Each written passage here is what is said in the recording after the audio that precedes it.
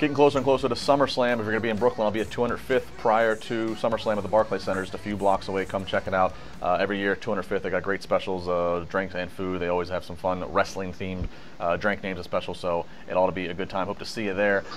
You're seeing us right here on Chairshot Rally on Wrestling Inc. He's Josh Eisenberg down in Fort Lauderdale, Florida. I'm Justin LaLaura here in Pittsburgh. And Josh, we're finally going to get it. Long awaited after all the Talking Smack promos dating back to the days of the NXT competition show. We're finally going to see it on a big stage, the second biggest stage behind WrestleMania.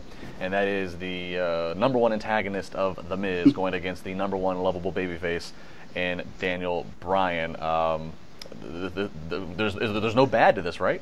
No bad at all. There's hard to show bad because this, in my opinion, and Scott Fishman tweeted that this won't, but it should be the main event of SummerSlam because this feud is bigger and better than any other feud we've seen on WWE television, and they haven't even been in tag team matches. They haven't really competed against each other. I mean, it's amazing what words that sprinkle a little bit of truth in, sprinkle a little bit of story in, can really blossom into this amazing, beautiful flower, Justin. And here's my big part that I love about this. I was reading an article earlier on the Ringer's website. I can't remember the author, but an excellent article doing the comparisons of Daniel Bryan and The Miz from 17 years ago until now, breaking down when Daniel Bryan was competing against AJ Styles in 2002, but The Miz was just on MTV. And the corresponding amazing part of that is Daniel Bryan was so good for so long. The Miz was so bad for so long. Yeah. But then as soon as The Miz really hit his stride in WWE, I would say not even at 27. 27, whenever he main evented and was champion, he was still kind of learning how to deal with it. I would say probably 4 or 5 years ago is when The Miz really started to thrive, when he became that Hollywood guy, when you thought, wow, this guy is not even in movie theaters yet. He seems like a big deal, and now he has a show on the USA Network. I think it's great. I think SummerSlam is an excellent stage for it. With Daniel Bryan's contract situation still up in the air, you can't leave any money on the table. So I think this is a great opportunity for them to spotlight what is the most organic and natural and intense storyline and feud, I think, in the past 10, 15 years.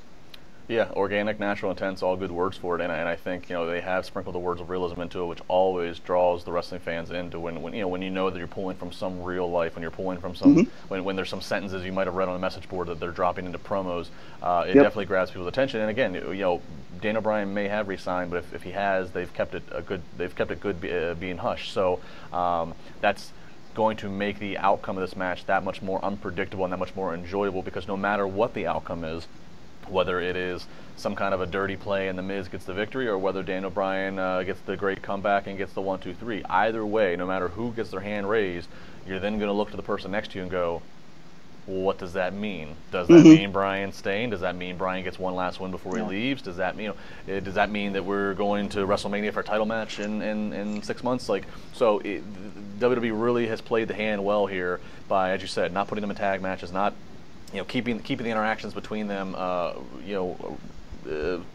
few and far between, but just doing it in the right way. Even having the beat just down, enough, just doing it out of the arena on the set. Not getting, making the live audience really wait to see these two in the same ring with a bell to bell, and then of course again playing the hand of everybody knowing that Daniel Bryan's contract situation is a topic. Again, that they've played it well, leaving it hush. A question that I've pondered, I don't know if I necessarily have the answer, so I'll ask you about it. You're putting both these guys in the Hall of Fame one day. Who's had a better career in WWE? In WWE? Wow, that's tough. That is a tough question because I immediately want to jump, and I'm a Daniel Bryan fan. I immediately want to jump to The Miz and just say, here's a guy who walked into WrestleMania in a match that involved Cena and The Rock and walked out with it. And here's a guy who, he main evented with The Rock and John Cena at Survivor Series in the Garden. But then obviously you can't take away Bryan's 2013, 2014 run, even though as soon as he got to the top of the mountain, he then got hurt. It's hard. I think it's too close to call. I think the remainder of their years might be deciding who pulls out ahead of somebody.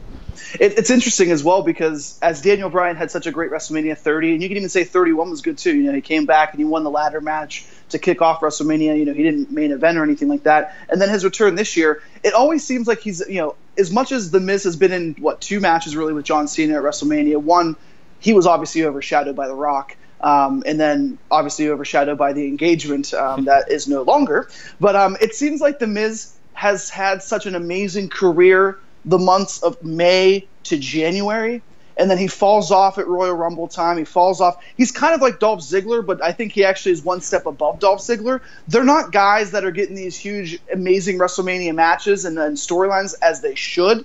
But I think at the end of the day, The Miz has had a better, more successful career, and this is both guys winning tag titles. This is both guys winning mid-card titles and world championships. So their backgrounds really align in WWE. But if I had to go right now, I would say The Miz is slightly above Daniel Bryan, just for the fact that Daniel Bryan came in later in his career, and also Daniel Bryan was a guy that couldn't stay healthy.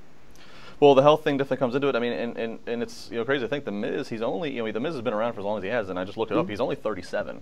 Yeah. So he's got 3 more years until he's out of his 30s. So what he could accomplish in the next 3 years, health permitting, and the fact if he stays with WWE and doesn't get swept away by Hollywood. It's really interesting. I'll say this though: if and when the Miz, well, it's not if, it's when the Miz does go into the Hall of Fame, whenever that would be. If I had to narrow it down to 2 or 3 people that I would love to have be the one who has to induct him, I think Dan O'Brien would be a great pick because Dan O'Brien is such a wrestling. No JBL, no JBL. No, he's part of the list too. Dan O'Brien is such a wrestling purist, and nobody questions that he deserves to be here. So if he's the one that finally says, "All right, let's induct this guy," and I think that would be a pretty cool ending moment to the story. Then, yeah, absolutely. One more to go. Let's talk about Samoa Joe, AJ Styles. They certainly have history as well that stretches outside of WWE. They're going to be in another match, which again you can make a case for. Wouldn't it be main event worthy? But we know it's not going to be. We'll talk about it more here. Chairshot Reality on Wrestling Inc.